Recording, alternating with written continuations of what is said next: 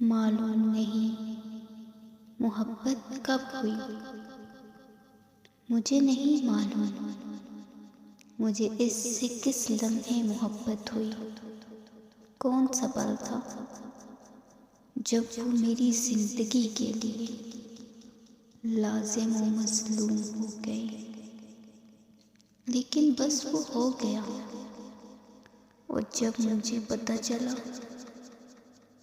तब मैं इसकी मोहब्बत में मुकम्मल डूब चुकी थी। मुझे पता भी नहीं चला कि कब मैंने अपनी पसंद नापसंद को पस्त से पश्त डालकर इसकी पसंद नापसंद को अपना बना लिया था। मुझे हैरत तब हुई जब मुझे इसकी छोटी छोटी नाराज़गी की परवाह होने लगी।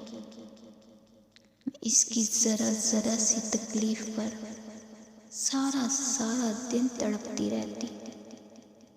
मुझे भूख का एहसास न होता, लेकिन इस बात का बाखूबी ख्याल रहता खाने का वक्त है, इसने खाना खाया या नहीं। ख़ास छोटी छोटी कई बातों ने मुझे बहुत बदल दिया था।